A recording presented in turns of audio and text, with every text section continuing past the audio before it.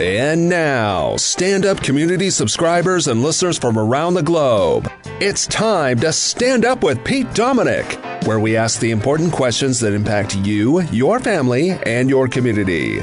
Such as, would a potential supply chain crisis prevent me from adding to my Chia Pet collection? And with the budget battles raging in Congress, will there be timely consensus to prevent national default and also puberty? And now, the podcast host who impresses partygoers with his knowledge of above-ground swimming pool technology, Pete Dominick. Yeah. Funniest thing about that is partygoers. Hey, where are all the partygoers? There's so many partygoers at this party. I actually don't manage the pool. That is Val's job. She is in charge of all pool, everything, and I just come over when there's like some muscles needed to like unscrew something, some super muscular. Other than that, it's her responsibility. She could certainly talk your ear off about it and so on and so forth. Oh my gosh, my friends, do I have a great show for you today. Judith Bank of Beyond Plastics, former EPA regional administrator, joins me to talk about how we, all of us together, can kill single-use plastic, which has been a campaign, an issue I've cared so much about my entire adult life and career. And the great Dr. Arthur Caplan of NYU, the most respected bioethicist in the country. Judith Bank and Dr. Arthur Caplan. These two interviews are kick-ass. I told you I was going to come back strong this week, and these interviews are proof of it. Very happy about this week already. I mean, Eric Siegel, Maura Quint. Yesterday, the two women from Log Off and Dr. Ina Park. And today, these two. Great show coming your way. And just a couple things I wanted to give you a heads up on. Next week, I'll be traveling. I'll be in Orlando next week to moderate a panel at the annual gala for the Florida Education Association, the biggest teachers union in that very embattled state. And I've had a lot of friends in that union because I've been going down there and working with them for years. But excited to see my friend, the president, Andrew Spar, who's been on this show many times, celebrating his 50th birthday also, so I'm looking forward to roasting him.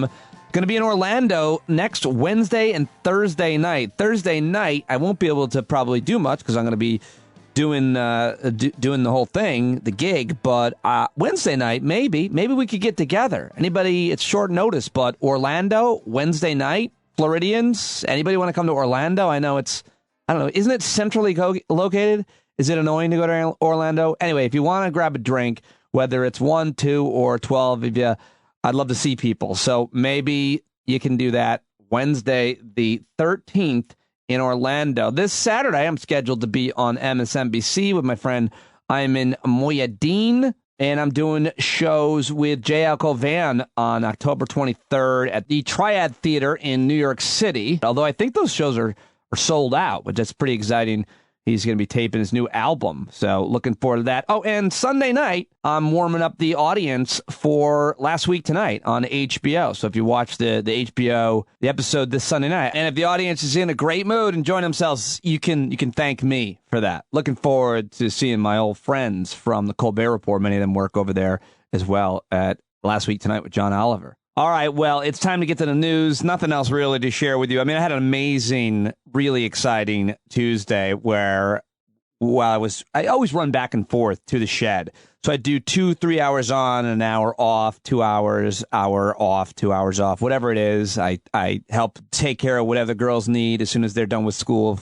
Increasingly, they don't need even a ride anymore because Ava has her license. But I spent a couple hours doing the seasonal clothes transfer done. You know, you get rid of some old clothes, wash some clothes, get the summer clothes, put them away in storage. We don't have a lot of space, so put things in storage.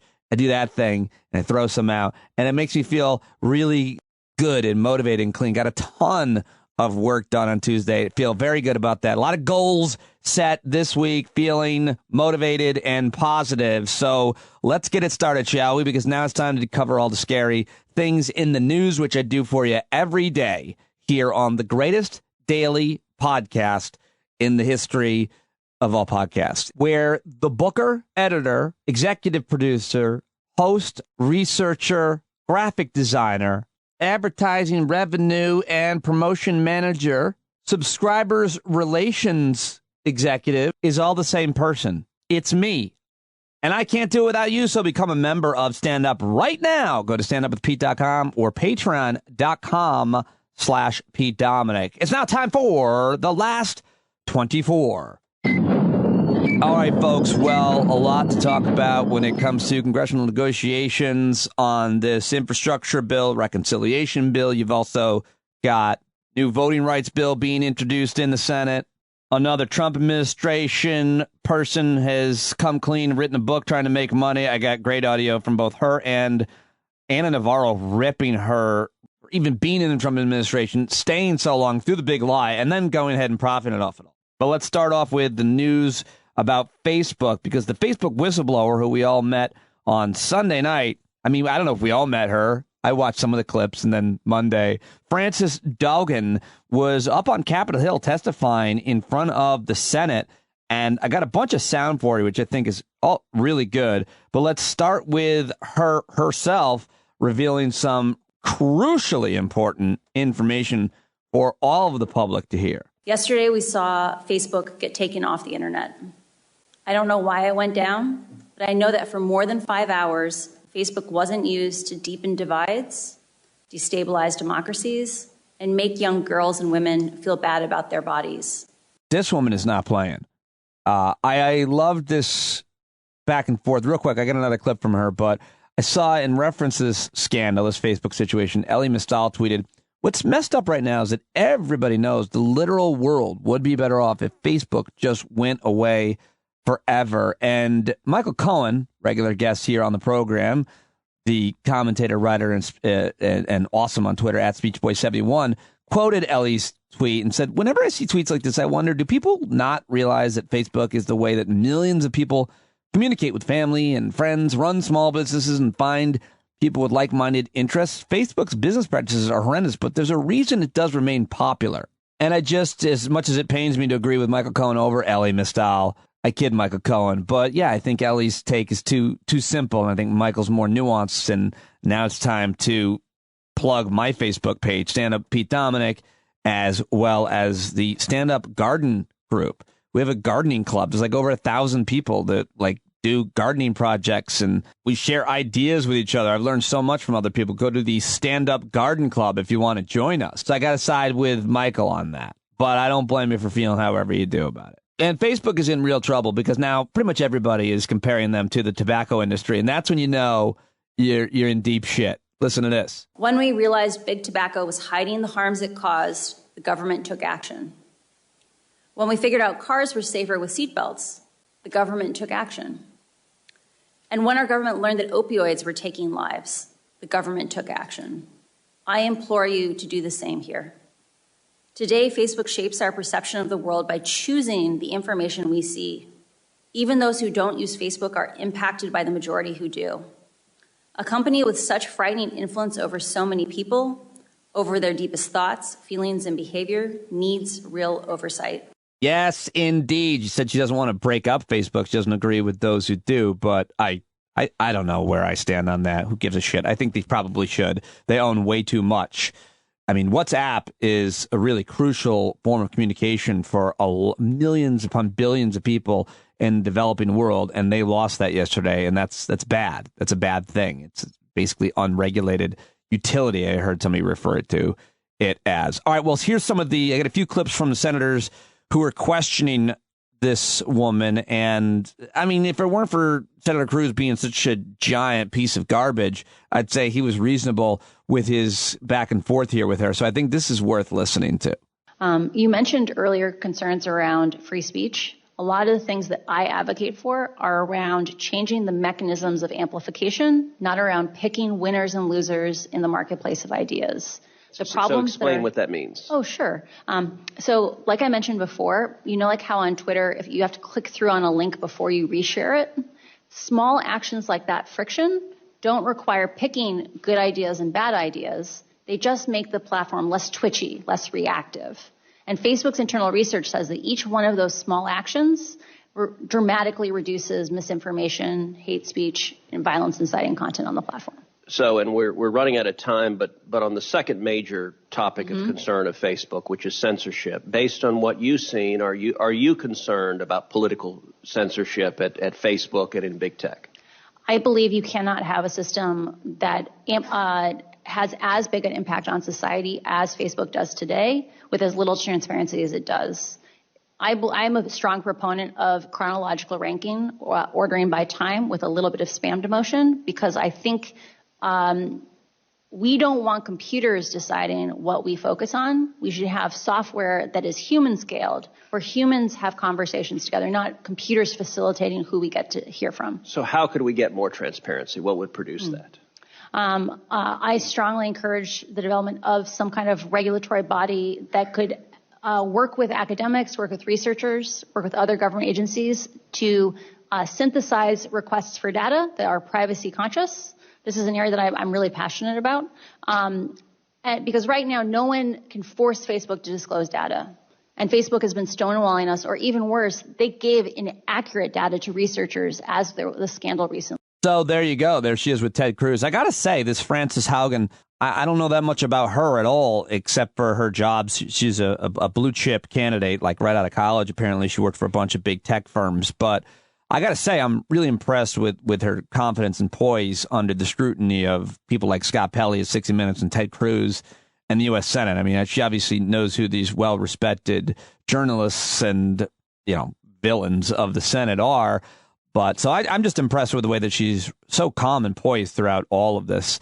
All right, let me now go to the senator from Connecticut, who generally doesn't seem to know a lot about technology, the difference between Facebook and MySpace, but I think he does a pretty good job here. I don't know which staffer wrote this, but here is, sorry to be so mean and critical to Senator Blumenthal, Richard Blumenthal of Connecticut, but I thought this was good. And they've continued their tactics even after they knew the destruction it caused. It isn't just that they made money from these practices, but they continued to profit from them. Their profit was more important than the pain that they caused. Last Thursday, the message from Ms. Antigone Davis, Facebook's global head of safety, was simple. Quote, "This research is not a bombshell," end quote. And she repeated the line, "Not a bombshell." Well, this research is the very definition of a bombshell. Facebook and big tech are facing a big tobacco moment, a moment of reckoning.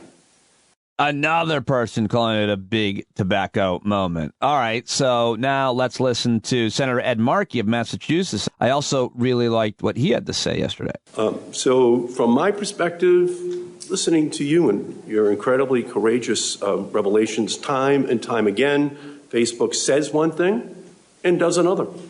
Time and time again, Facebook fails to abide by the commitments that they had made. Time and time again, Facebook lies about what they are doing. Yesterday, Facebook had a platform outage, but for years it has had a principles outage. Its only real principle is profit. Facebook's platforms are not safe for young people. As you said, Facebook is like big tobacco, enticing young kids with that first cigarette, that first social media account designed to hook kids as users for life. Ms. Haugen, your whistleblowing shows that Facebook uses harmful features that quantify popularity, push manipulative influencer marketing, amplify harmful content to teens. And last week in this committee, Facebook wouldn't even commit to not using these features on 10-year-olds. Facebook is built on computer codes of misconduct. Okay, there you go. Senator Ed Markey and Senator Cruz, Senator Blumenthal, Frances Haugen herself, and that is going to continue to get all of the attention it deserves. We'll continue to talk about, discuss, argue, and hopefully regulate, if not break up, Facebook if it's needed. All right, well, moving on, though, from that big major news story and scandal, the other big story continues to be the congressional negotiations surrounding the infrastructure bill and the reconciliation bill, also voting rights and everything else. Well, Joe Biden's entire legacy is all going to happen in the next couple of months, one would see. Think it's either going to work out or not to get these bills through. It depends on what you're watching and what you think and who you trust on it. But for his part, the president is out there trying to sell it on his low-energy Midwest tour. He must have been listening to the podcast last week when I suggested he needed to get out there and sell this, even though he's not always the greatest salesman. Well, yesterday, he went to Michigan as negotiations with congressional Democrats inch along on passage of a bipartisan infrastructure bill and a larger package, including all these investments in healthcare, education, climate, fighting industries.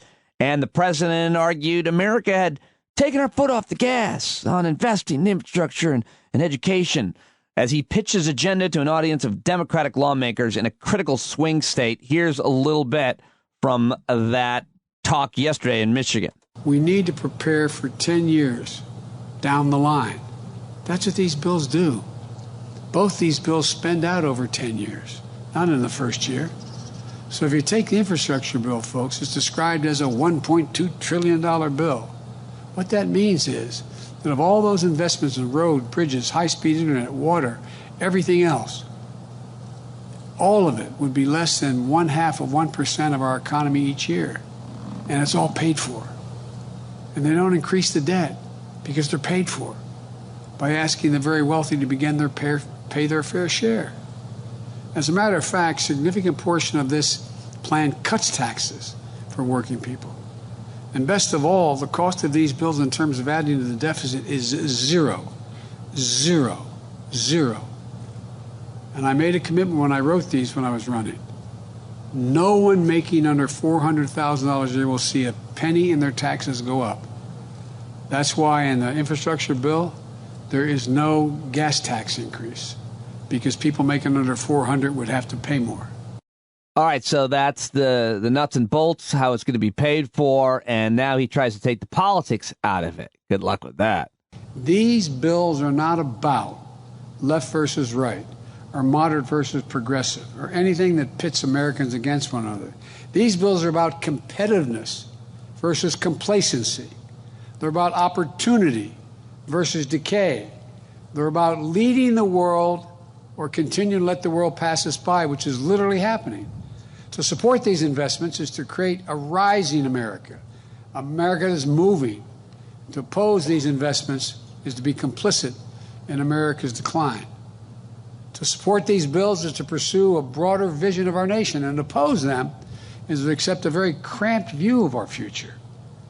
This isn't about two pieces of legislation. It's about the inflection point I mentioned earlier we are in our history, the world history. So, here's what I'm proposing. First, the infrastructure bill. It's about rebuilding our roads, our highways, our bridges, our ports, our airports, our broadband, all the things that need repair. Our arteries of our economy have always been fueled by the economic might and dynamism of Americans. All right, even though he's lower energy, delivered that perfectly well. And that was whoever wrote that. That was great. It was good stuff. And there's a lot more of it where you can hear the rest of it from Michigan. Go look it up. These are the sound bites. It's the last 24. All right, what else? Here's one of the new young leaders in the House, my Congressman Mondaire Jones, talking about negotiations. I can tell you that progressives are certainly open to negotiating. We are pragmatic about this. Obviously, there's a lot of discussion about going below 3.5. I think you can still include priorities below 3.5, but that's part of the negotiating process. And one thing that's been very frustrating is that a lot of people have been negotiating on national TV rather than telling the president of the United States even, and now I'm talking about Senators Manchin and Sinema, what they can and cannot live with. And I'm so grateful for the progressive strategy.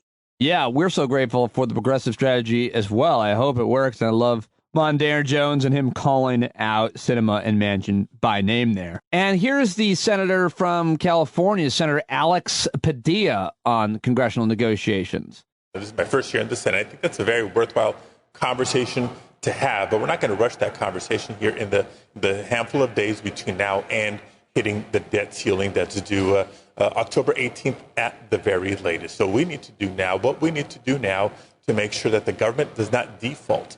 I also want to make this point, because when we talk about debt ceiling and the government defaulting, it can be over a lot of people's heads. Let's really be clear as to what this means, especially for working families across the country. If the government cannot pay its bills, what does that mean? Does that mean federal employees aren't being paid? Does that mean Medicare is not being paid or reimbursed? Does that mean unemployment insurance for people who are still struggling to get back to work because of the COVID pandemic are going to be impacted? That's what Republicans are doing here. When they play with fire, like they're doing with this debt ceiling, it's working families that feel it the most. It's them that are hurt. I don't know why the volume on Senator Padilla was so low. Sorry about that. I tried to bring it up on a different track, but it still sounded low. Anyway, there's that. And finally, one more. Congressman Ro Khanna had something to say about this as well. They may, but this isn't about politics. This is about, if you care about the United States, if you care about the economy, we have to raise the debt ceiling. I will say I was reading someone who said that there are 3 presidents who added the most to the debt. Abraham Lincoln, understandably, we were in a civil war. The next 2 were Donald Trump and George W. Bush. So the Democrats, as usual, are cleaning up for the debt added by Republican presidents. But if that's what we have to do, we'll do it. We are in it to govern responsibly. I don't care about the blame or not. We have to do the right thing. We have to raise the debt ceiling, even if it's only Democratic votes. And Congressman Ro Khanna of the 17th District of California making some good points there. All right, I got to share this with you. I always love Senator Raphael Warnock. Senate Democrats on Tuesday introducing legislation aimed at restoring the power of the Voting Rights Act, reinvigorating their push to protect voting rights against a slew of voting restrictions enacted in Republican-led states. Reading from NPR's reporting on Senate Minority Leader Mitch McConnell has said it would receive no Republican support, criticizing the legislation as a federal takeover of state election administration. I mean, it's basically what the Voting Rights Act did. The Senate Majority Leader Chuck Schumer Tuesday called the John Lewis Voting Rights Advancement Act an important complement to the Freedom to Vote Act, and he promised to hold a vote on the Freedom to Vote Act as soon as this week. And other Democratic lawmakers who spoke on the floor included Georgia Senator Raphael Warnock, said it was essential to pass both pieces of legislation. Here is Senator Warnock, about 2 minutes of his speech yesterday. And we have found ourselves in the midst of a torrential rainstorm. Voter suppression laws mushrooming all over the country. We are witnessing right now what happens to our democracy without the protections of preclearance and the other vital provisions of the Voting Rights Act. The lack of robust voting rights protections has ramifications for every American, as we've seen efforts ramp up this year at passing sweeping state-level voter suppression laws, not laws that only impact Black people and people of color, to be sure, but also students, seniors, whomever certain politicians are afraid of will somehow get in the way of their craven march to power. And so this bill, the John Lewis Voting Rights Advancement Act, is about Congress finally doing its job, finally doing what the Supreme Court asked us to do in 2013. Should have been done long time ago. The updated Voting Rights Advancement Act we're introducing today restores the Voting Rights Act of 1965. It strengthens our democracy by reestablishing preclearance, and it makes it better by updating it to also protect against specific practices we know suppress the vote, like polling place closures and new types of voter roll purges happening not only in the South, but all over the country. Yeah, nothing more important than this issue. And I have a great conversation for you with David Daley about this on tomorrow. I think I'm going to post that for tomorrow's show. Awesome from Senator Warnock. And we'll certainly keep an eye on what's going on with the John Lewis Voting Rights Advancement Act and the Freedom to Vote Act as well. All right, so President Trump's former spokeswoman and Vice President, former disgraced Vice President, Mike Pence's former spokeswoman, Stephanie Grisham, has written a new book. She's out there making the rounds. And I got a couple of clips for you from her on CNN asking her tough questions. But then Ana Navarro just laces into Stephanie Grisham. But let's set it up with a little context first, starting with her appearance on New Day with John Berman. Is, as you've told us, there were many opportunities where you could have said no or should have said no. Yes. You didn't. Correct. Now you are saying you regret it. Yeah. But the question is, are you saying you regret it to sell books? Do you really feel bad? Do you really, if you had to do it all over again, would you do it differently, or is this all? If I had to do it over again, I wouldn't do it. I wouldn't have been there. But obviously hindsight is 20/20. Obviously I want to sell books, but I want to sell books so that people can read the entire story and see the context. And again, I was a loyalist and I was a believer and I defended them fiercely. And if I can convince 5 or 6 other people who were like me that this is not natural and this is not normal and this is a cult-like environment, and if you can just step out and clear your head, maybe I can change things. I made a lot of mistakes in there. I also think that we mitigated a lot of disasters, some of us who did stay. I mean, all right, there is a lot of honesty right there, and great question from John Berman, but here's a little bit more. Do it. You did do interviews on Fox, though. Yes. Were you always truthful there? I probably wasn't. I can't think of an example right now. I probably wasn't. I mean, and I regret that so much. I do it. All right, so now let's stay at CNN, where Ana Cabrera asked Ana Navarro, love both these women, what she thought about Stephanie Grisham, and Ana Navarro laces into her and others who have written similar books that served Donald Trump. Listen to this. I really can't stand it. I find all of these, late developing conscience in people who served in the Trump campaign or the Trump administration repulsive. And look, I know we like the tea she's spilling. I know we like the gossip she's spilling. And it's not often that I agree with Trump supporters, but no, she's got no credibility. If she's talking about how she lied on Fox interviews, what makes you think that she's saying the truth on a CNN interview? So I think these folks are trying, people like her who write tell-all books after they left the administration, and she left the administration January 6th, okay? Give me a break. By then, all of America knew who he was. She certainly knew who he was. By what she writes in the book, she knew who he was. He had been promoting the big lie for 2 months by then, and it took January 6th for you to resign. I frankly see no redeeming quality in this woman or any of the Trump accomplices who now want to clear their names and want to make a buck and exploit their time in the White House as accomplices to the abuses of power of Donald Trump by writing tell-all books and trying to please people like me who want to hear the gossip. I am never, ever going to buy one of these books. Never going to spend a penny on it. If somebody gives me one, I'm going to buy a parakeet so that I can go ahead and line the bottom of the cage with the pages of this book. Woo-wee, Ana Navarro lacing into Stephanie Grisham. I just love that. I thought that was fantastic to hear. Honest, refreshing. I thought Stephanie Grisham was pretty honest, too. All right, and let me play for you the head of the National Institute of Health, the very likable, and Mr. Flanders, like Francis Collins. He was on Fox News yesterday, and he didn't announce his retirement or that he was leaving NIH on Fox Business with Neil Cavuto, but the news broke. Neil Cavuto had him on and asked him about it. Here's Dr. Anthony Fauci's boss, Dr. Francis Collins. Doctor, why now?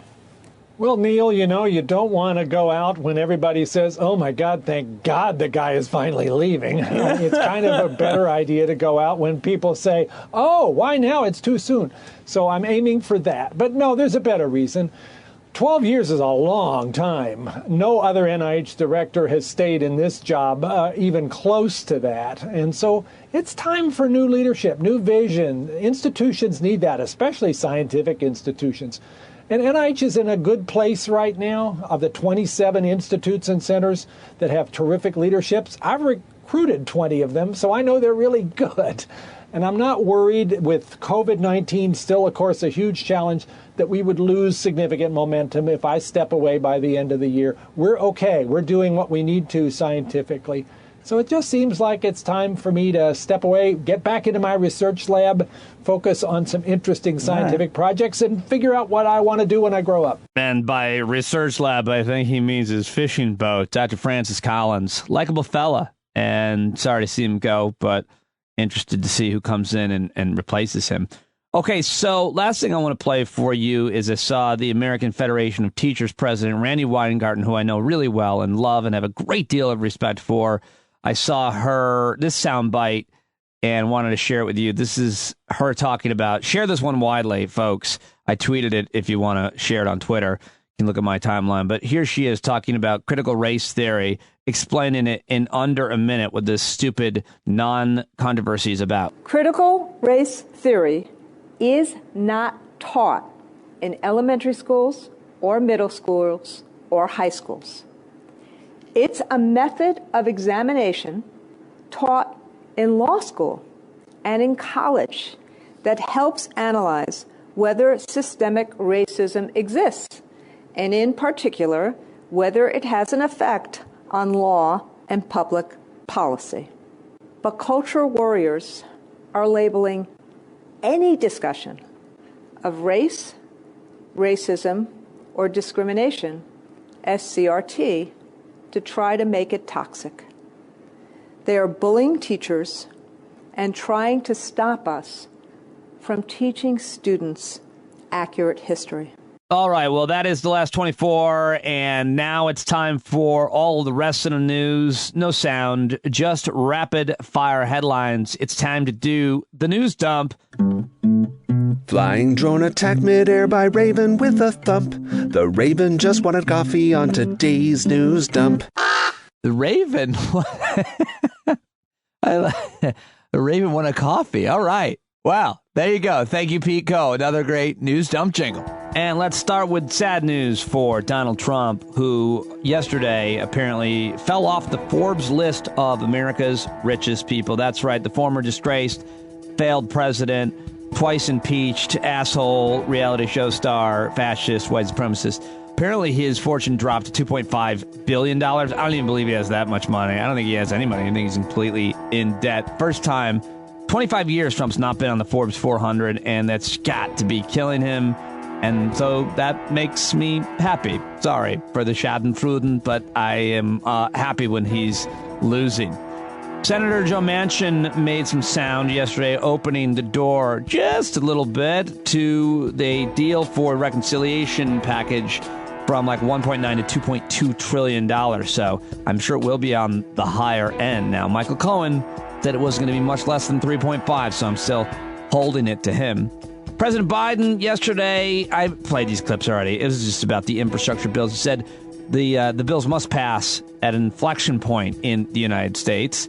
Senate Democrats are floating filibuster carve-out for the debt ceiling, which means that they'll raise the debt ceiling with just a simple majority. That's part of the discussion, as it should be.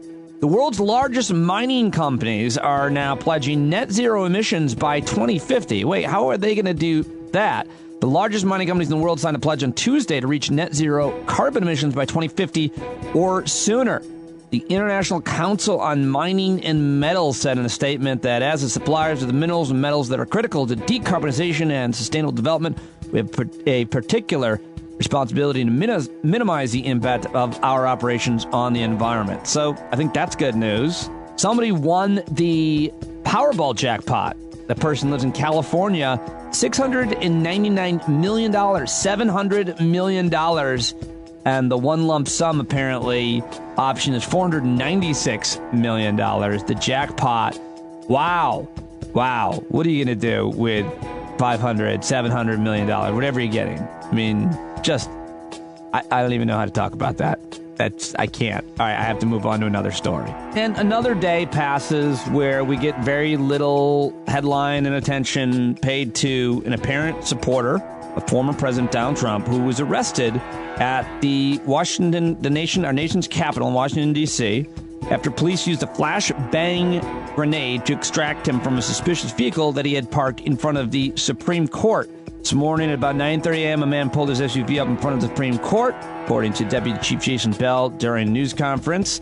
It was illegally parked. Our officers immediately responded. The man refused to talk, made a statement of the effect, "The time for talking is done." The suspect was identified as a white man, 55 years old, from Kimball, Michigan. Court records from where he lives include that he's got several alleged traffic violations and one domestic violence case under that same name. And if you look at his Facebook page, it reveals several posts indicating he's a huge supporter of former President Donald Trump, critic of Democrats, including former President Obama and Secretary of State Hillary Clinton. I mean, another potential attempted terrorist attack in Washington, D.C. from another supporter of Donald Trump's.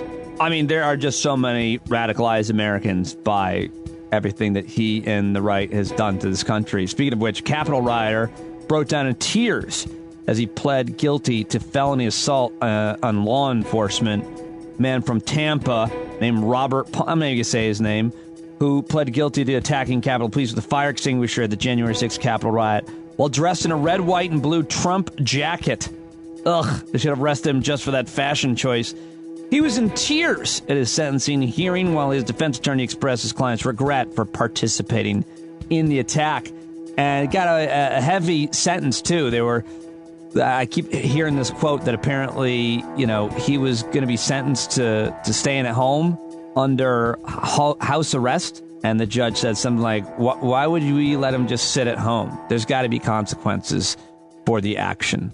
He was sobbing on the shoulder of his defense attorney. All right, well, that's all I got for you on the news dump, the headlines. I don't feel like that was the best news dump. It was a little bit too politics focused. Sorry about that. But I now have to get to my excellent guests. Coming up, you're going to love my conversation with Beyond Plastics, Judith Bank. It's just a really great new guest, coming highly recommended from Leslie at Noble Pies. Thank you, Leslie. But first, it's time to talk to the great Dr. Arthur Caplan, who has written so many books. He's the most probably respected bioethicist in the field. He's now at NYU, and I always love talking to him. He's awesome on Twitter at Arthur Caplan. So definitely say hi to him there. And we caught up and talked about all the latest, from passports to boosters and mandates and more. Here we go. My friend Art Caplan right now. When I asked a couple weeks ago, Art, who are your favorite guests, a lot of people said you, which was amazing because you're not here that often. I mean, some people join almost every week, maybe once a month, and yet still people love you. So congratulations. You're one of the all-time favorites here on the show. Thanks, Dad. Your dad is such a huge... dad's actually dead, but the point being... Speaking of mediums, are they ethical? These people who actually, I like the show. It's fun, and a little bit, I think some people may, enjoy hearing me because I have a little more time with you, and a little bit more of me gets to show on the podcast than, say, the doldrums of CNN where Wolf is kind of doing his 20-second dour or something or other. Isn't the world going to end? A little harder. Well, yeah, I mean, in your field, you need some time to have some nuance, some detail, so we can understand why you are believing and teaching what you are. So let's get into that. Lots to talk about, as always, with you. Always excited to have you. First of all, let's talk about the ethics around boosters. I guess my question is, why are we giving a third shot to some humans when other humans haven't gotten their first shot in other countries? That seems like a pretty obvious first one to start with on the ethics of boosters, sir. Let me get that off the table, gone right away. Booster shots. The boosters, quote unquote, the shots, are probably in 120 warehouses from Hawaii to Maine to the Florida Keys. It's not like they're all sitting in the CVS down the street from Pete. They're all over the place. They all are ticking in terms of expiration date. If we were going to send them to another country, we'd have to get trucks with special refrigeration, drive them well to someplace, put them on a special plane, and let me add, hopefully send them to a country that had a road and a refrigerator, which most likely they don't. It's not practical to round up those shots. It's a silly...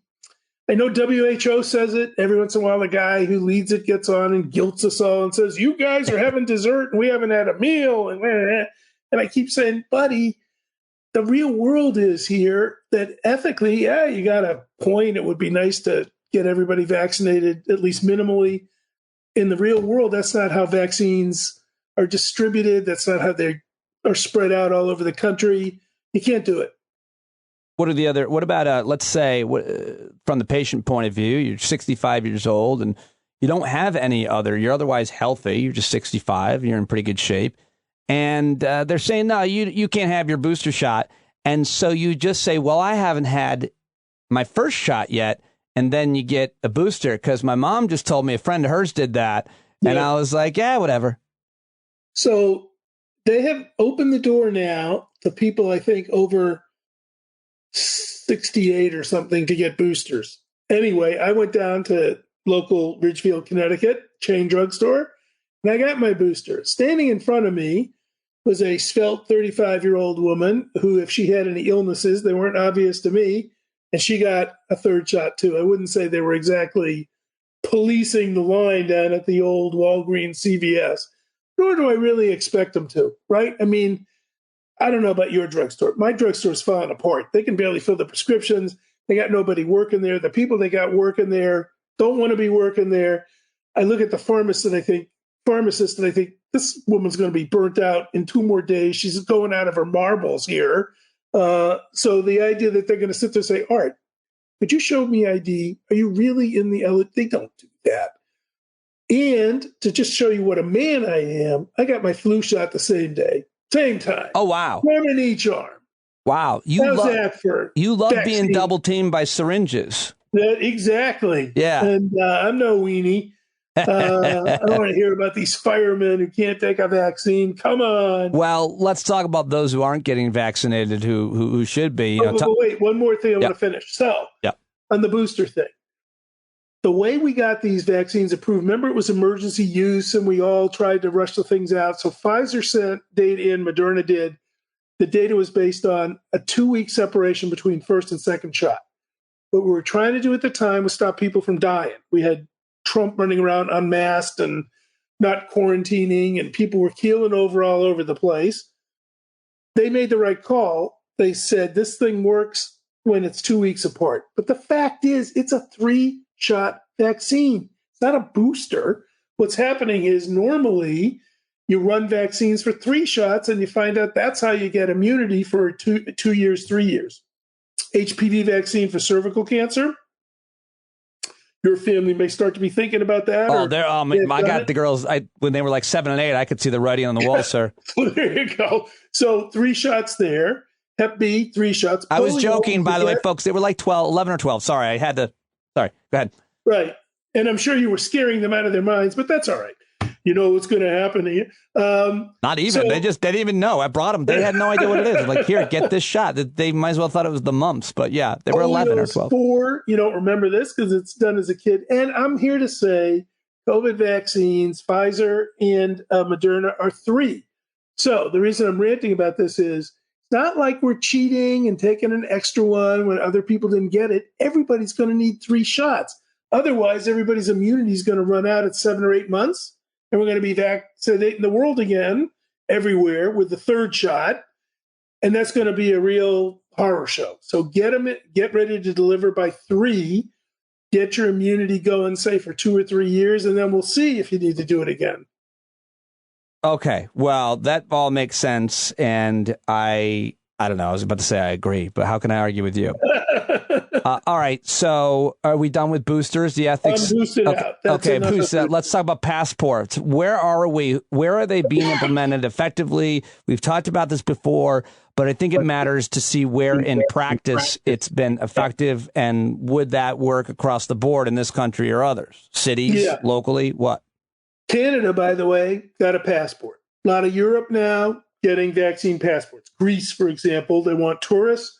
They want to see your vaccine passport. Big disappointment with the Biden administration. Did not put in international vaccine passports. I don't know why. It's like radioactive to those guys. They won't do it. They think they're going to get too much pushback. But at a minimum, you have to have a passport. We've got to put it in to travel internationally. I'm at NYU. I got students coming in from all over the world. People want to see their vaccine passport before we let them in. It's just a condition of international travel, and it's nuts. How's that for a technical, ethical term? Nuts that we don't have international vaccine cards with a chip in them that you can't counterfeit, that you just show that you got the vaccine. Domestically, I favor it too. I mean, I'm sick of watching people wander into bars and restaurants and they have something that they, made like in kindergarten, cut out on orange colored paper, say, this is my vaccine thing. I got a vaccine. I mean, they're counterfeiting all over the place. It's stupid. And people say to me, well, for one thing, I sure don't want anybody to know my vaccine status. Really? And you're telling me that with your cell phone in your hand, so they know every purchase you've ever made in your life. You're going to tell me, well, you know my point. You sold out your privacy like 10 years ago. Mark Zuckerberg knows everywhere you've been, everywhere you bought something, everywhere you go. He even knows what Russian bot is likely to influence you. This idea that, oh, well, I wouldn't want somebody to know my vaccine status. So, yeah, we need vaccine passports like yesterday. Why we don't have them, I don't understand. Because, sir, not all of us support your type of tyranny that you want to impose upon Americans. I, for one, am for liberty and freedom. Apparently, you are not, which is really surprising given your background. And your next move is to show me your gold star? Well, if you don't mind. By the way, folks, it doesn't mean what it used to mean or whatever. I don't know. I see. So, look, it's not tyranny. It's basic public health common sense. We want to know that you're vaccinated before you come in and expose me, before you come in and expose my kid who still couldn't be vaccinated. It's a reward. You get to go places, concerts, Broadway shows, I don't know, sporting events, dining out with Pete. I mean, it's like, this is your prize. And the idea that there's some tyranny against you because somebody knows your vaccine status, what are they going to do? Come up and take off their mask around? I mean, what's the penalty? Well, speaking of just, kind of maybe a historical, I just want to get your take on this. We're not hearing as much. I mean, there have been people talking about gold stars. Unfortunately, we're not even joking. But I think what we hear a lot is segregation or medical apartheid. And I find those terms reprehensible. So I did just want to get your take on language, and because we should reserve certain types of rhetoric and words for history and where they took place and give them the respect they deserve. This is not one of those times. I agree. That's why, I started off ranting about boosters and said, no, they're not boosters. They're third shots. Then you feel better about taking your third shot than you would about stealing a booster. Words matter. The gold star thing is completely repugnant. People clearly were marked with the stars. They're going to go kill them. I don't think we're going to go kill you because you're vaccinated or you didn't vaccinate. It's an absurd. No, but you might kill us. Pardon me? No, but they might kill us. They might kill us. Well, that's true. But in any event, no one's going to round you up according to your vaccine status, send you to a camp and kill you and throw you in an oven. I don't think that's the proper analogy. And as you said, it's not apartheid. All we're trying to say is, in society, when you get vaccinated and you want to go places, you should be able to show that you did it. Here's something. Go to the airport and tell them, I don't want to show you my ID. I don't need to use any identification. I just want to get on these planes and go where I want to go. And by the way, I'm not going through TSA either. What are we talking about? I mean, really? Yeah. I think on Amtrak, I had to show ID to ride the stupid, ridiculous train. So vaccine passport, I don't see the horror of it all. I mean, it's almost more basic than that. And people talk about the U.S. Constitution or freedom or liberty, but the general principle of humanity has seemingly always been, if you live in this house, if you work in this place, if you come to this church, if you go to this game, there are an agreed upon set of rules. And if you don't agree to them, then you don't get to be part of this house, et cetera, and so on. That's not American or anti-American or anything. It's a sense of, I don't know. You could take it from there. Here's another word I hate. I oppose those vaccine passports or vaccine mandates. And you know why? Because I'm a patriot. Really? So your patriotism is you're going to kill others. Your patriotism is that you're too much a wimp to take a simple, safe, and effective vaccine. Your patriotism is you're going to believe phony malarkey on the internet, QAnon type theories. I mean, how did they get to capture the patriot side. Well, of this. I have a better example of that, which is to another question I was going to ask you, which is about specifically school mandates. So we've seen the governor of California in the state of California put them in effect, and I think New York State, is it statewide? Certainly New York City. Everybody has to be vaccinated. The teachers, there was some controversy there, but the governor of West Virginia, who has been every day going on TV and begging people, bringing his dumb dog on and telling them to get vaccinated. And he's got this folksy, likable attitude. And yet he said on TV the other day to a reporter asking him about mandates for schools, he said, come on. He said, this is America. And she said, what's the difference between this mandated vaccine and the other 13? What's the difference? So how do you take that one, Dr. Caplan? This is America, and people should have... This is America, and we like living children. It's a position we take, and we're much in favor of it, and we think it's good. I agree. You know, we've had, I think you're probably right, it's roughly 13 mandatory vaccinations before school entry. It's gotten rid of measles. It got rid of mumps. It got rid of whooping cough. It got rid of a zillion other diseases, polio. Why wouldn't COVID be on that list? It should be on that list yesterday. The only problem is we don't have the data in yet to say, you know, it's safe and effective. I'm expecting that data within a couple of weeks.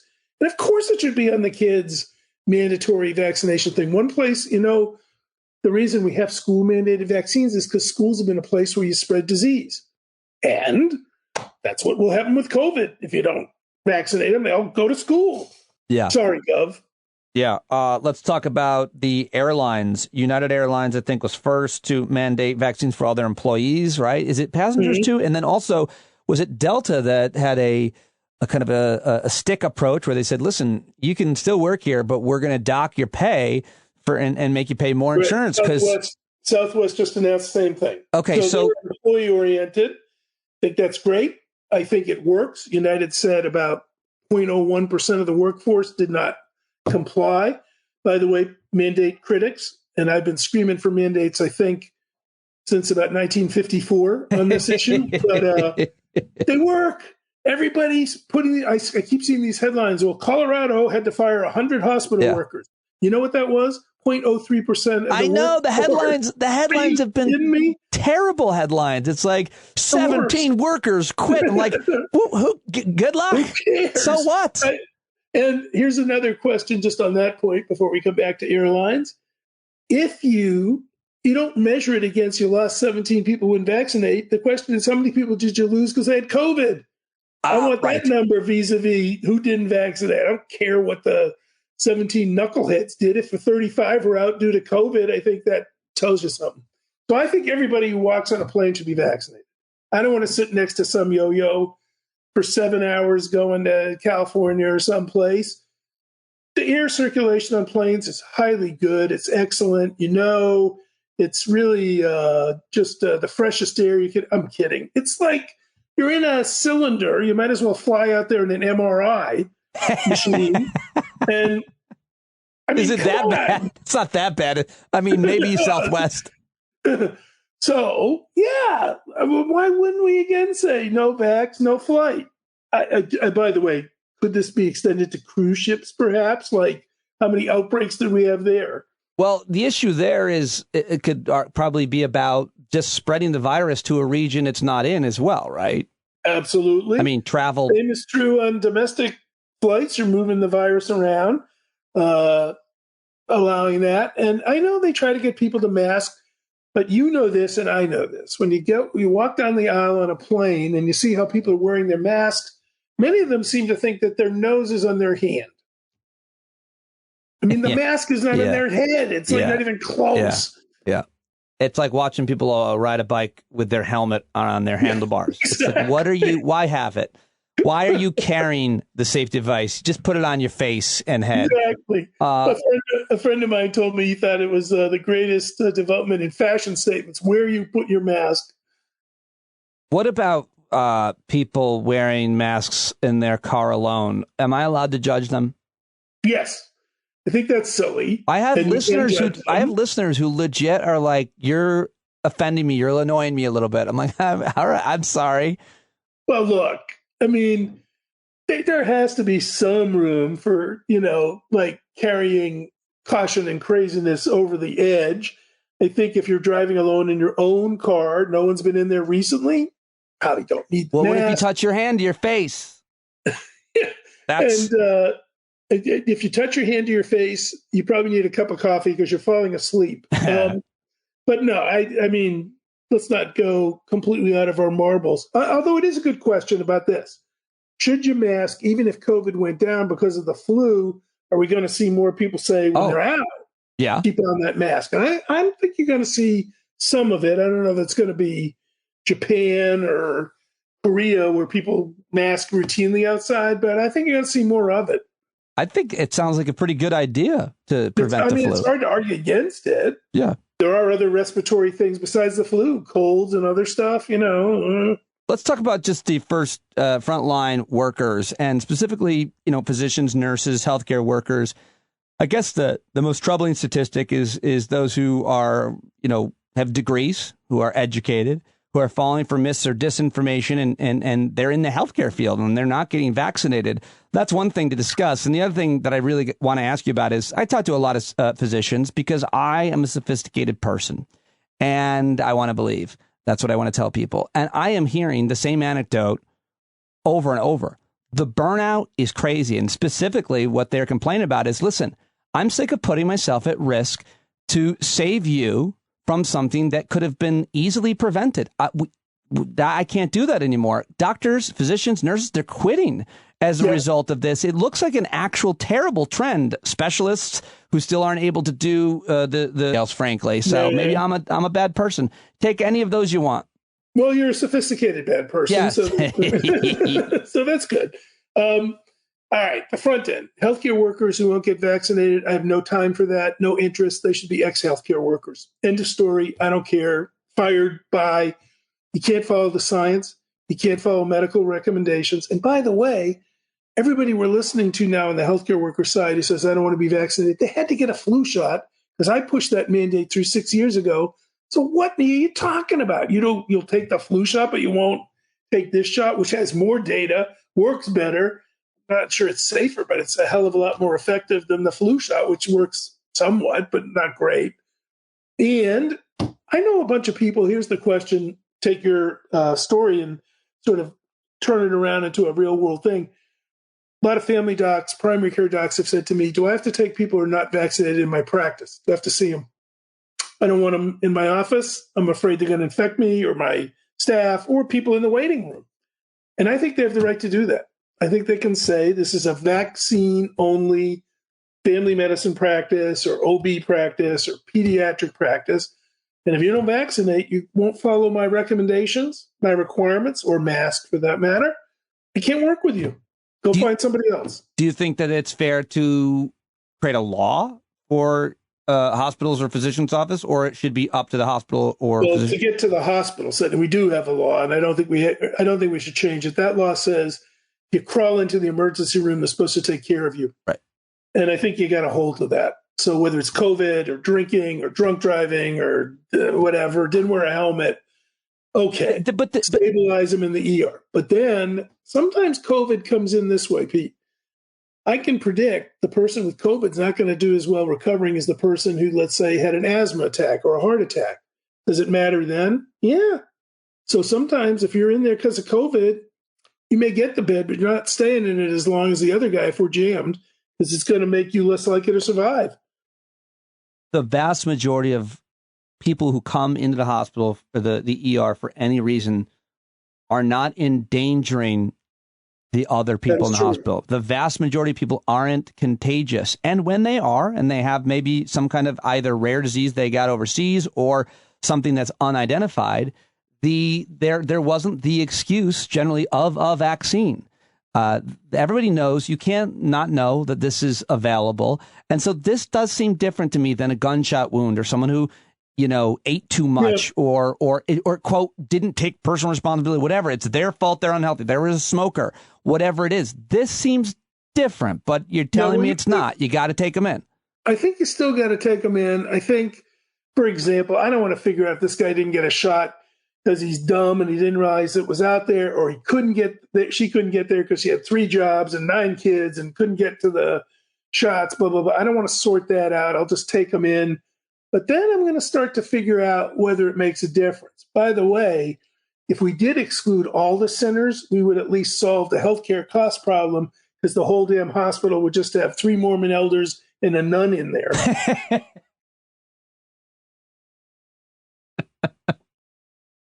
All right. Well, what about the doctors who are knowingly giving out, like excuses?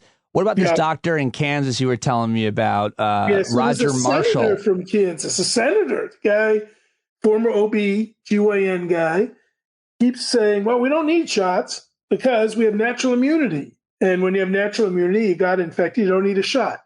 So 2 things about that. 1, not true. Not everybody got exposed to the same dose from having COVID exposure that you do when you get the vaccine. So the vaccine works reliably. And as we said at the start of our discussion today, or seminar or class or whatever we're in, you're going to need another shot pretty soon. So don't tell people they have natural immunity and they don't need shots. They're all going to need more. All of us are going to need a second or a third shot. I think this guy ought to be condemned by the AMA. I think his license, if he still has it, ought to be suspended. You can't go out there and give people BS when we're in the middle of a plague still. It really bothers me because, look, the way Congress works, and you probably know this better than I do, Pete, but they defer to people who have different expertise. You come in and you say, I'm an engineer. They say, well, what about infrastructure? This guy, they say, well, you're the doctor. What do you think? He plays a very influential role, as sadly does Rand Paul, who's also a doctor from some planet. And they get listened to. And when they blather on with nonsense, it really harms people. All right, I'll let you go. Got a million more questions as always. Is there anything else that we missed that you think is super relevant that you want to mention that you're covering that maybe outside COVID? I mean, remember back in the day when we used to do this and we'd go through a whole bunch of other bioethics? That's true. There were other things going on. Well, I'll tell you one thing that is flitting around that's going to prove to be interesting, and that is, let's watch the Theranos case. And that lady, Elizabeth Holmes, who's sort of on trial for touting false technology, her argument is, how can I be blamed? I just believed what people told me. And my argument is, you're the CEO of the company. Are you kidding me? If that woman doesn't wind up cracking rocks in some federal penitentiary, it ain't a good outcome. But let's keep an eye on that. Because it sets a precedent. Yeah, and it's corporate medicine at its best. All our Silicon Valley investors want to get in on the cool thing. Hey, what do you make of how do you generally take the claim, the argument that people say, big pharma is evil and they, if even without getting into conspiracies, they're making all this money off of all these drugs? Because I can criticize big pharma all day, but I can also say they have developed drugs and treatments that have saved and made life better for generations now. So, but how do you split that baby? Mixed bag for me. They have come up with many things: curing hepatitis, got rid of polio, done well in trying to fight COVID with vaccines fast. They just charge us too much. And the American medical approach, which we continue to operate as a free market for healthcare, it makes no sense. It is absolutely irrational. We'll come back and talk about this again in the future. But look, if I say to you, I'm going to let the companies who sell you drugs kind of negotiate the price that they want. And these drugs might actually prevent disability or save your life. So what are you going to pay? I mean, are you kidding me? So they can gouge us and they can overpromise us. And one of my favorite things these days is direct-to-consumer drug ads. Yeah. Remember to remind your doctor if you have diabetes or hypertension not to use this. Remind your doctor? What kind of doctor do you have? He doesn't know if you have diabetes. I mean, these ads are completely out of control. You don't advertise to patients, name brand drugs, that sort of. So many sins, yes, many cures, but boy, the fact that we just trudge on in this kind of, it's a free market, and if you don't have the money, you don't get health care, and if you have a little money, you get bad health care, and then we'll just advertise these drugs to you because didn't some of you look on the internet, and aren't you ready to make decisions about what's the best? I do my own research. Isn't that on a tombstone somewhere? By the way, you know what? When I say I do my own research, it generally is in reference. What I do, I've always done this, by the way. I don't want to spend hours trying to find out the best, most affordable camera. I'll just ask someone who did all that work.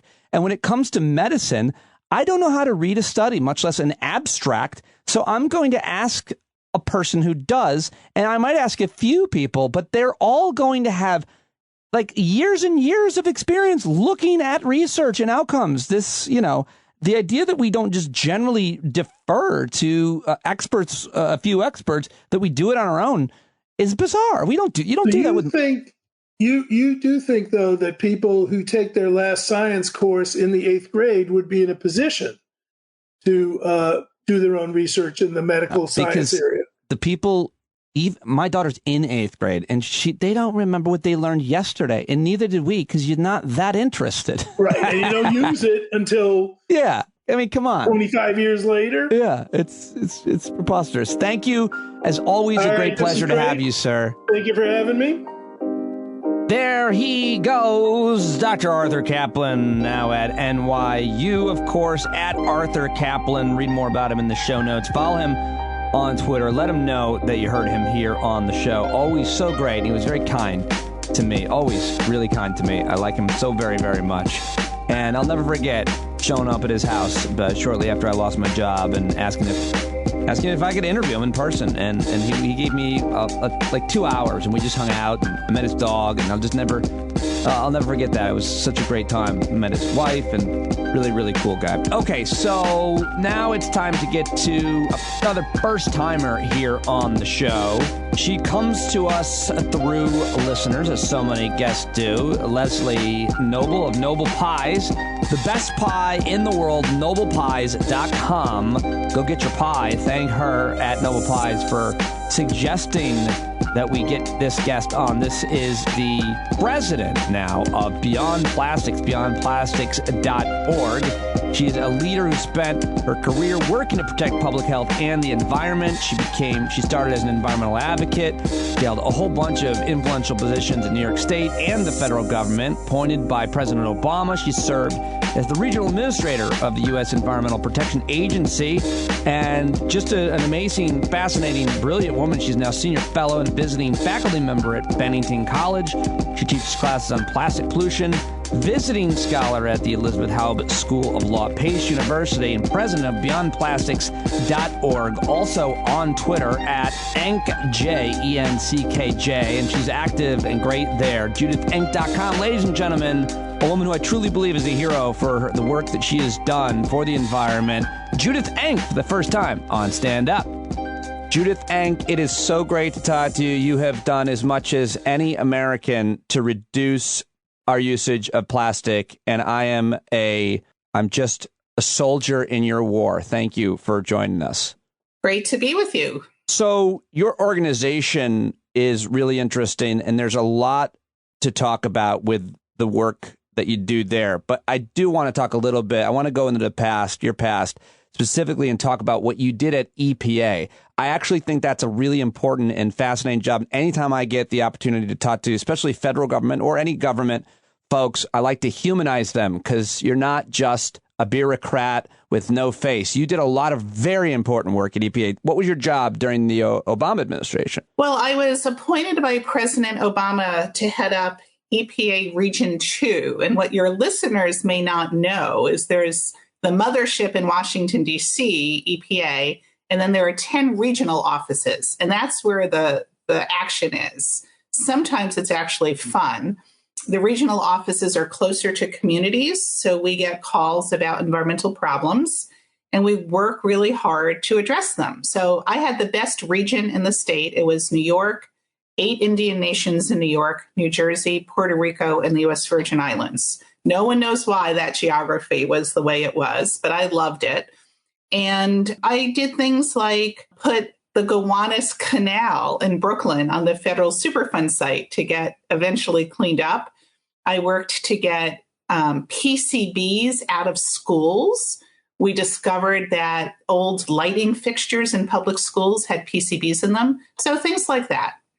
It's really, really important work that you did. And I just want to ask you about maybe one or two issues that you faced while you're there. Can you tell us about the day you got the call about Hoosick Falls, New York? Sure. The Hoosick Falls, New York issue really put PFAS contamination on the map nationally. I got a call from a local elected official asking if I had $3 million that I could give this little village to install a filtration system on the public water supply. And at first I giggled a little bit and said, I don't really have $3 million walking around money on my desk. I think my, discretionary budget at EPA was $5,000 and I hardly touched it. I had 1970s furniture. People would walk in and I'm like, hey, it's clean. It works. We don't need new furniture. When I worked in the governor's office once, the biggest scandal was I used the wrong credit card to purchase books. It was so embarrassing because there are all these Albany scandals and mine was Bookgate. It all depends on what books you purchased. I mean, they were science books.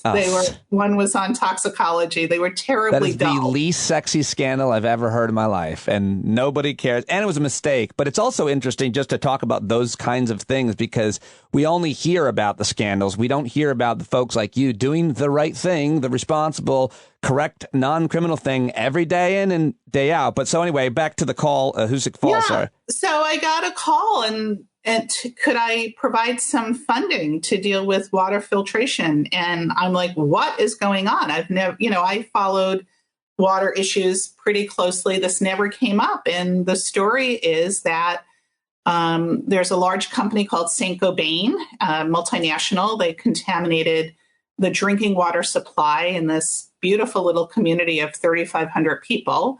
And the Cuomo administration was not telling anyone that people were drinking contaminated water. So I tried to get the Cuomo administration to tell people to stop drinking the water until we could figure this out, and they wouldn't. So I did, and then it was quite the odyssey. It's interesting that the whole country knows who Andrew Cuomo is now. Well, we know way too much about who he is. And of course, there were always scandals that were publicly noted in New York State and nationwide, even. Certainly a lot of folks heard about the nursing home thing with him. But that's a massive scandal. And everybody knew about Michigan and Governor Snyder and what happened there. It got national coverage. But that's a big deal. And just to be clear, I mean, I don't know if you have a hunch or if you're just so apolitical you wouldn't even want to say, but like it's interesting. It's important because if a governor says, I'm not going to report this, it's probably because they don't want that being known during their time because their opponent's going to hit them over the head with some negative ad about during the Cuomo administration. Right. So what is it that he wouldn't, why wouldn't he do what's in the public's interest, his people, his citizens' interest in that case? Well, Pete, you really put your finger on it. Flint, Michigan was unfolding the same time PFOA and Hoosick Falls was unfolding. And Andrew Cuomo had plans to run for president. And he had a very large staff who worked hard to make sure no hint of controversy came about that would link him to not doing his job.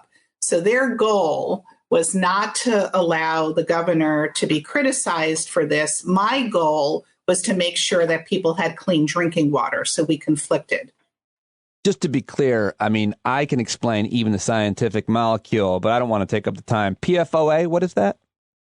PFOA is a very toxic chemical manufactured by DuPont. It's what makes Teflon slippery and clothing grease-proof. And it's part of, or waterproof rather, and food packaging grease-proof. It's part of a giant family of chemicals called PFAS. PFOA is one of them. They're called forever chemicals because they don't degrade for forever.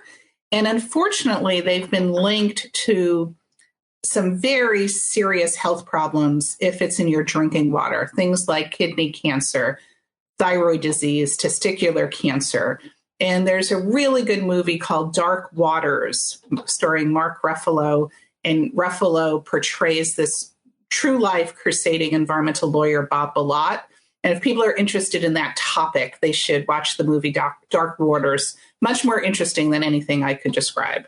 So, but this is very interesting, this situation in New York when you describe it. And what you do next is important. So basically, as the administrator there of that region, your job is to make sure that the water, the air, the environment's clean. You get this call, you find out these high levels of PFOA in their water. You call up New York State and like, okay, what's the protocol there? What did you do? Yes, I called up New York State Health Department because they're responsible on the front line for drinking water. They said they were aware of the situation. They, in fact, have been negotiating with the polluter to put free bottled water in the local supermarket. And I said, well, how long have you been negotiating with them? And they said something like 6 months. And I think I said something very polite, like, holy crap. You know that people are drinking contaminated water and you're in this slow motion negotiation. You got to wrap that up. We've got to tell the public. And they refused. What'd you do? I told the public. First, I tried to get the state health department to do it, and they wouldn't. So I issued a news release from the EPA advising residents of Hoosick Falls not to drink the water from the public water supply. And then I went to Hoosick Falls and held a community meeting to answer questions. And just to fast forward, I mean, this is why I started by saying you're a hero. That community this past summer settled for $65 million. I'm just seeing the headlines. I really didn't follow it. I wasn't totally prepared on that case. But is that basically what happened after 5 years of legal? Yes, that's a big part of it. Most importantly, we made parts of Hoosick Falls toxic Superfund site designation. And the agencies are supposed to clean up the contamination. And the agencies are supposed to make sure people have an alternate water supply. And then some of the residents connected with a private attorney, and the attorney sued the polluters, and they settled on this multi-million-dollar settlement. And, you know, it's a lot of money. I think a third of it will go to the lawyers, which is fine. But the residents have been through so much. They will get some funding here. Many of them, you know, have had relatives die or get cancer from this. So it's just very modest compared to what they've experienced. Is there conclusive scientific evidence that people got sick because of this? I would say there is. The health department wouldn't, but this is a very well-studied exposure and disease connection. Kidney cancer, no question. And one of the real heroes in Hoosick Falls is a gentleman named Michael Hickey, who first got the water tested on his own when the town wouldn't, and his father died of kidney cancer. And that's what really got his interest moving. Oh, I would like to talk to him. Yeah, he's wonderful. He's very modest. And I just want to add, ironically, I live in a little rural community in upstate New York. And guess what was recently found in our groundwater?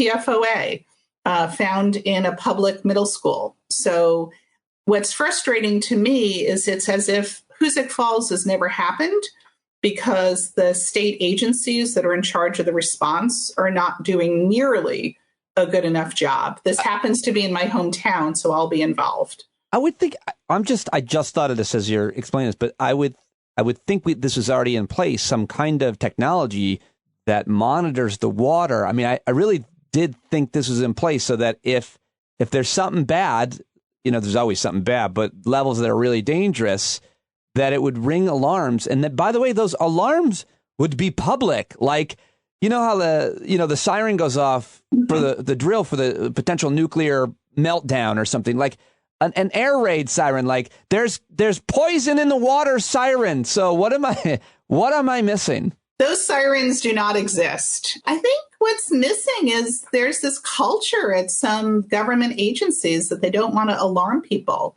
So this was a situation where the school tested their water, learned about the problem in January, and then the public really didn't learn until many, many months later. And they're slow walking the situation. I understand that concern. That is a legitimate concern to a certain extent, but whether it's in Hoosick Falls or in Flint or anywhere else along this country, and I'll get off this topic, but the last question is, if you don't invest now, if you don't make it transparent now, then you're going to pay a lot more later in either legal damages, criminal fines, whatever it might be.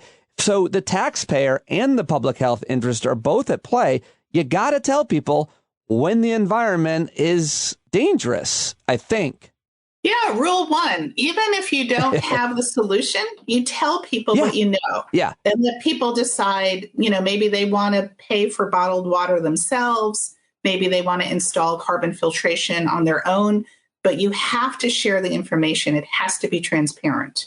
So let's talk plastic, pollution beyond plastic. We got to talk, hopefully we'll have time, about the upcoming climate meetings, COP26, and how all this relates. But pretty much almost nobody in this country knows more, has been fighting more against plastic than you and your organization, beyondplastics.org. Everybody's got to go donate right now. And you know what? Let's actually, Judith, just wait for people to donate to beyondplastics.org until we continue the conversation. All right, the donations are starting to come in, even though this is on tape, and so that's impossible. But I made the point, and nobody knows more about it. And so my big question to start is, we're losing, right? Like, there's a lot more plastic coming in than going out or not being used. Like, we're really losing badly, if I understand it right. We are really losing, and that's why we are sounding the alarm.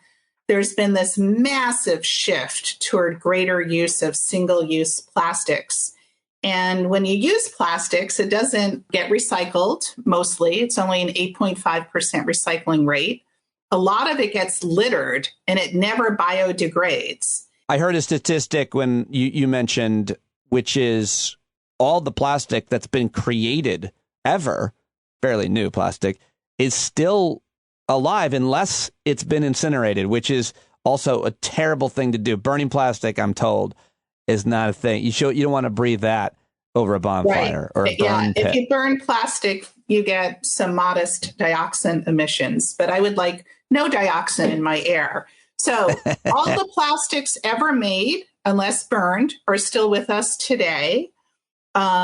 It's a big litter problem. In my work, I've met a lot of climate deniers. I've never met a plastic pollution denier because the plastic pollution is everywhere. About 15 million metric tons of plastic enter the ocean every year. 80% of that is street litter. That, it rains and then the plastic water bottle gets into the sewer and then it goes through the sewage treatment plant, goes into a river, goes into the ocean. The statistic that really got me focused on the severity of the problem is scientists telling us within the next few years, for every 3 pounds of fish in the ocean, there will be 1 pound of plastic. I don't like that. I don't like that statistic. I don't like it either. I don't believe it. Fake news, I say, because I don't want to believe it. So no, thank you. What else do you have? It's even worse. Oh, great. It becomes microplastics. Right. So like a plastic bag doesn't stay a full plastic bag in the marine environment. Or a plastic bottle. So it's exposed to sunlight, it gets brittle. Then the wave action acts like a paper cutter. And that one plastic bottle, that Coke bottle, that Pepsi bottle, can become hundreds, if not thousands, of pieces of microplastic that then is often eaten by marine life.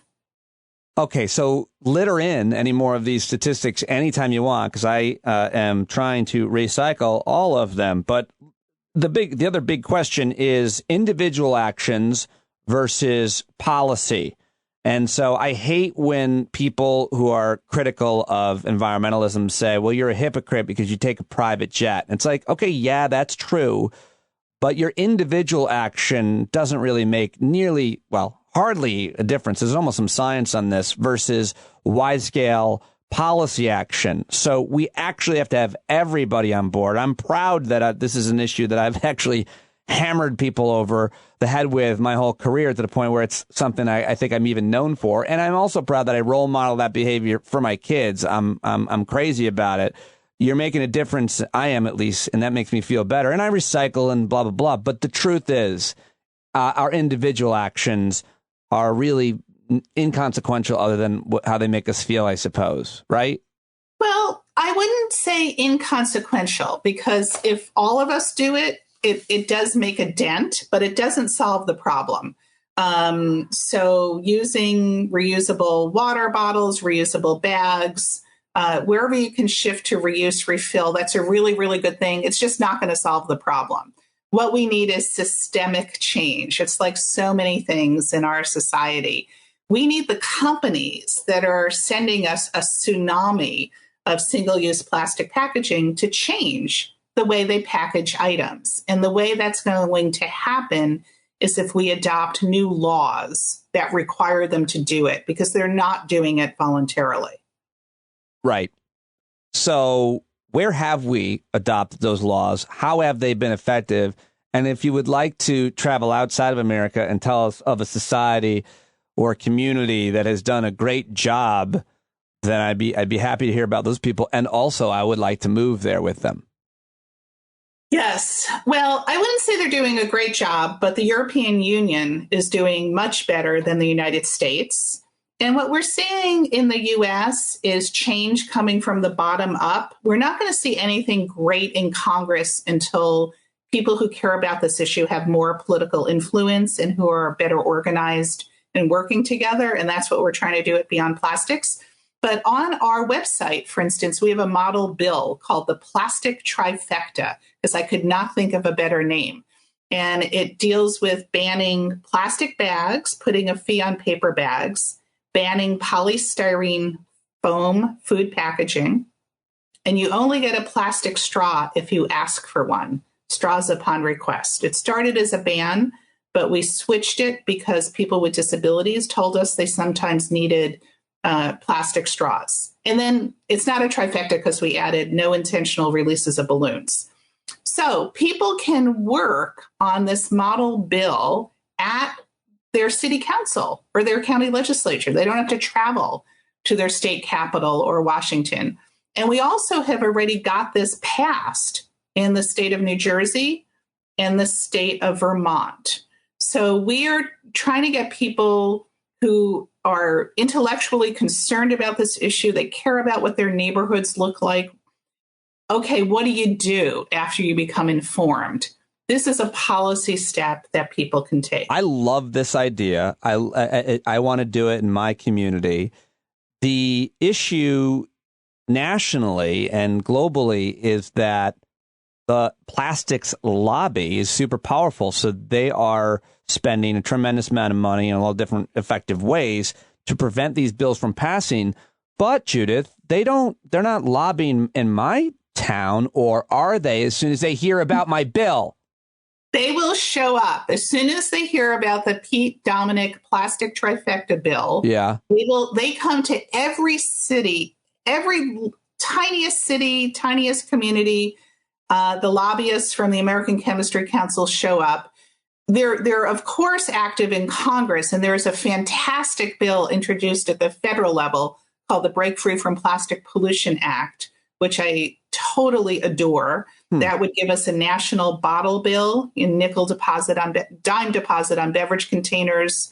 It does the plastic trifecta. It puts a 3-year pause on building new petrochemical facilities to produce plastic, and much more.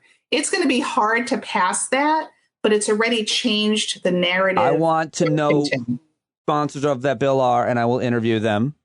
Fantastic. It's Senator Jeff Merkley from Oregon and House Member Lowenthal from Southern California. You should definitely interview them. And they're working really hard on this bill. They've carved out little pieces of it in case they can't get the whole thing. But we need to back them, first with local examples that these things work.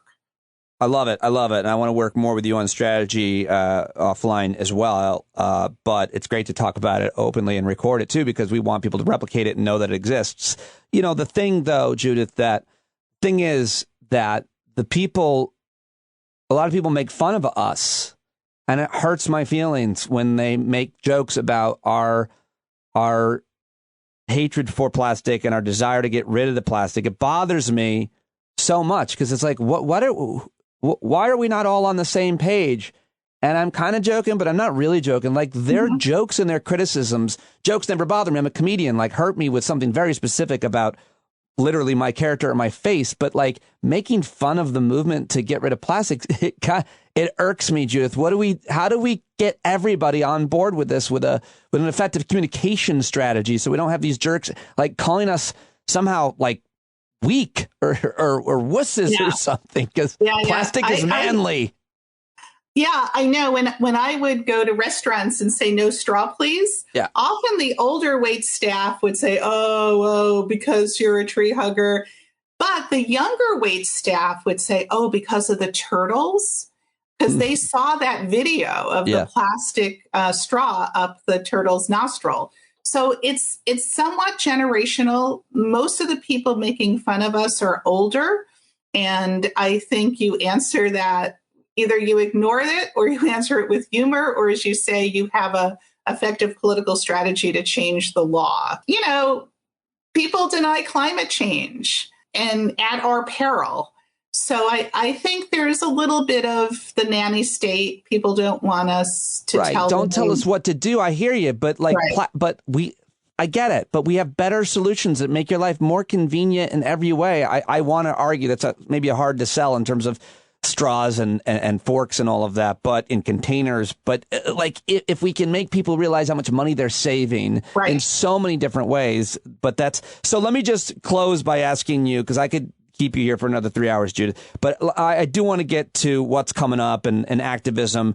So we have the big climate treaty conversation summit, I think it's best referred to, COP26. It's about to happen. And what do we need? What is the campaign that you're behind and that we need to get behind when it gets to global agreements on plastic, getting rid of plastic? And of course, you always got to remember, it's the oil industry, right, that's behind it. Yeah, and gas. So we're in a dilemma. It's really important that these United Nations negotiations on climate change succeed. And they're mostly focused on driving down greenhouse gas emissions from transportation and also electricity. Plastic is not really on their agenda. So our goal is to get plastic on the agenda. Plastic traditionally has been made from chemicals and oil. It's now made from chemicals and a byproduct of hydrofracking. And the greenhouse gas emissions from plastic production and disposal are immense. In fact, Beyond Plastics will be coming out with a new report in a few weeks called Plastics and Climate Change, the New Coal. It's taken decades to shut down coal plants that emit massive amounts of greenhouse gases. They're now going to be replaced by emissions from plastic production. Plastic production is the plan B for the fossil fuel industry. So we're in the really early stages of educating people about the connection, and then standing up for people in Louisiana and Texas, where many ethane cracker facilities or plastic production facilities are proposed. We want to block them because people living in what's called Cancer Alley are exposed to way too much air pollution now. Let's not add to the burden simply because we want the convenience of single-use plastic packaging.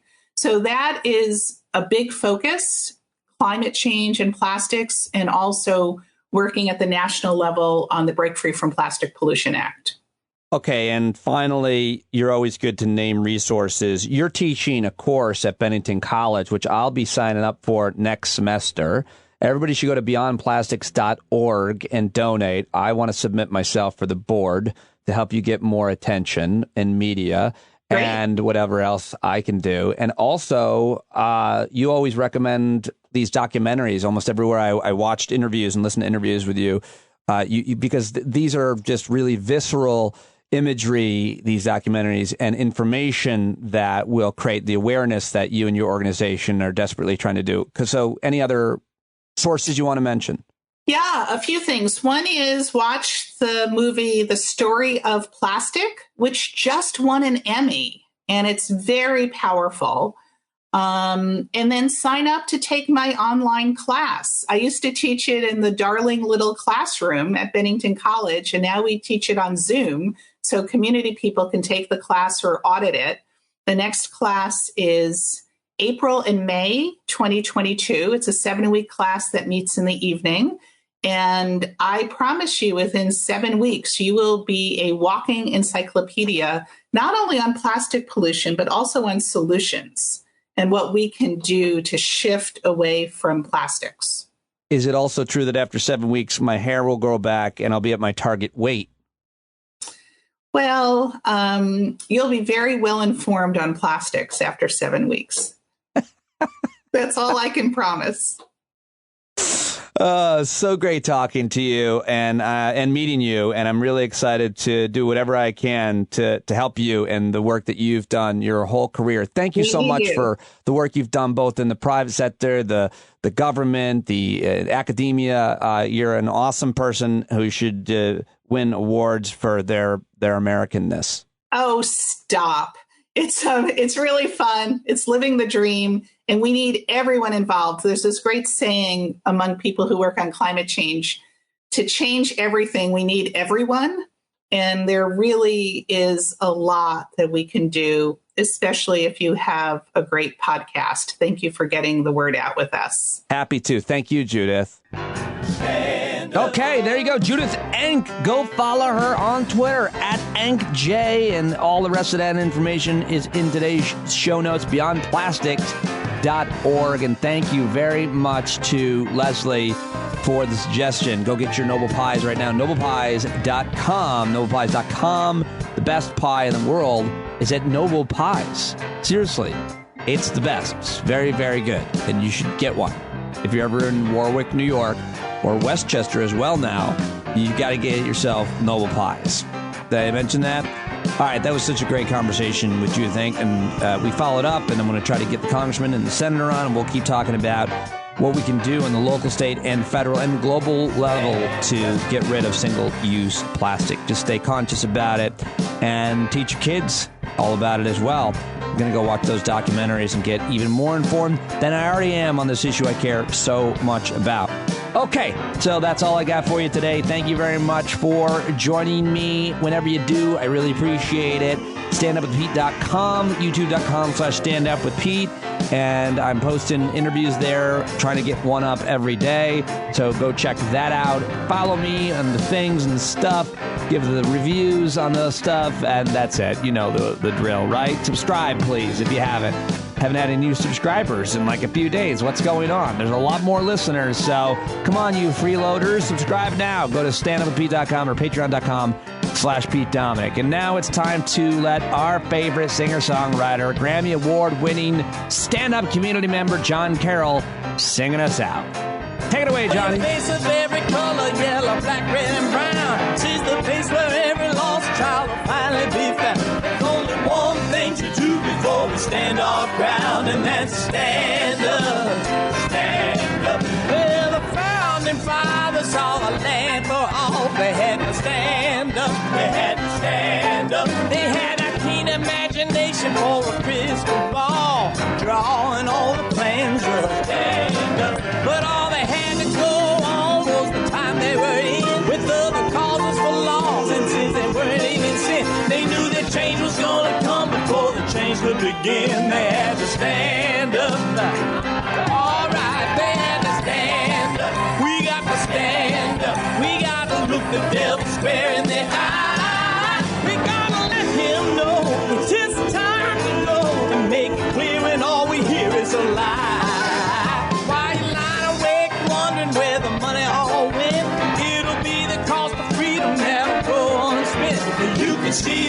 the seed of that experiment. If you stand up, all right, we got to speak up, we got to reach up and raise your voice in every way you know how. Don't be toes up, you got to show up. Ain't no better time to do it but now. No need to pledge allegiance to no wanton tribe. Rise up, show obedience to the voice inside, and listen well and it'll tell you not to run and hide. It says stand up, stand up.